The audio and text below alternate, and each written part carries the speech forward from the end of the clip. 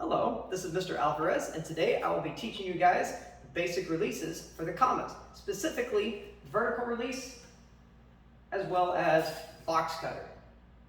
Alright, so we'll look over the vertical release first. This is one of the easiest releases to get the hang of. Alright, so it doesn't particularly matter where your grip is, middle, down to the bottom. It works better if it's down to the bottom right here, right? But the vertical release can also be done pretty effectively with your hand in the middle, where it's supposed to be anyways, right? So, when you toss it up, the blade side, you're going to flick the back of that blade kind of back towards your face. And I don't mean you're tossing the whole comma back towards your face.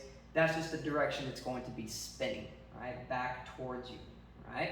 Toss it up, let it make one full rotation before you catch it again.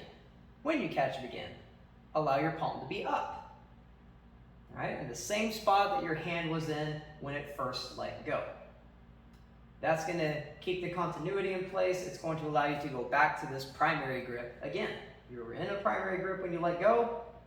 You're back into the primary grip when you catch it again. That way we don't make the mistake of catching it in the air and getting like a reverse grip, all right?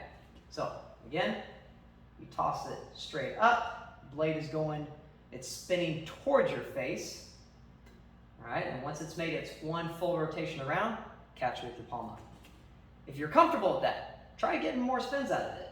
1, 2. Count the spins that it's making as it's going around, so that way you know when you need to catch it again. 1, 2, all right? I didn't spin it as fast that time, so I had to wait a little longer, all right? The faster you spin it, the less you have to squat down when you're catching it again, is the teaching point right there. I'm going to try and do 3. I didn't try this beforehand, but I'm kind of curious if I can do it here. 1, 2, 3. Oh, man, almost. I caught it on the blade there. One more time. 1, 2, 3. Ah, all right. I'm going to try it again. See if I get it 2 times in a row. 1, 2, 3. Ooh, I almost missed on that one. The blade kind of hit my fingers a bit. But anyways, that's the progression for the vertical toss. All right, if you have 1 down, try 2. If you have 2 down, try 3. If you have 3 down, I'm going to try 4. I'm not going to try 4 right now. I'm going to quit while I'm ahead. So now, let's look at the box cutter. All right, this is our horizontal release. This is going to feel very different from the vertical one, and it's probably going to be a little more challenging too. So here are some things to keep in mind.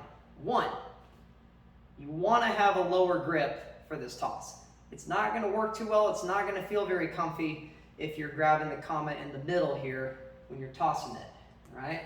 You might be able to still pull it off if you're really good at it, but it's not going to feel like you have as much control over it, right? So nice low grip for it when you're getting ready.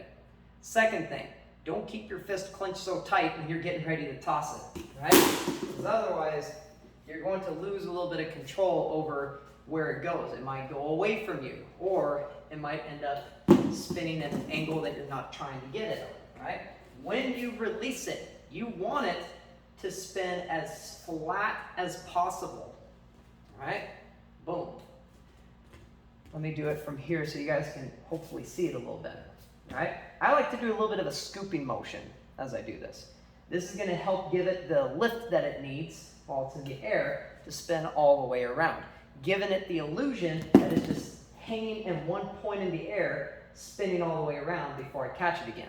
That's the point of this box cutter, right? And then once it's made its full rotation, catch it. When you catch it, palm is down, right? Your palm was facing down when you let go of it. It must be down when you catch it. That way you get back into the same grip as before, primary grip.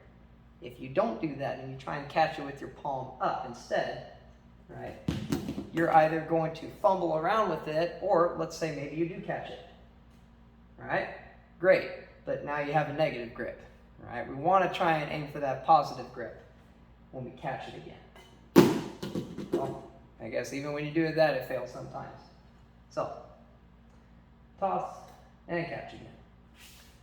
Keep your grip nice and relaxed for this. If you clench it, like I mentioned earlier, it kind of goes out of control. My relaxed grip kind of looks like this. All right? I don't know how many of you guys have played Frisbee before, but this is very much a similar direction that my fingers are pointing, just all kind of at a diagonal angle right here. That's the relaxed grip that I like to have with my box cutter toss, all right? My finger's pretty loose, my thumb, all the other fingers here, nice and loose.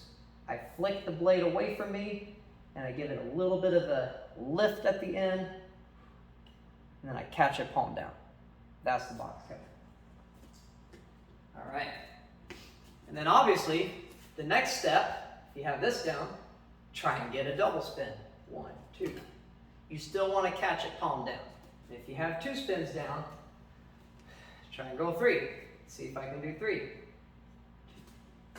Yes. All right, cool. It almost touched the ceiling there. I got a little concerned there. But anyways, those are the fun little tosses that we got for you. We got the vertical toss, and we got the box cutter toss. Thank you so much. My name is Mr. Alvarez, and those are my tips and tricks for those 2 release manipulations.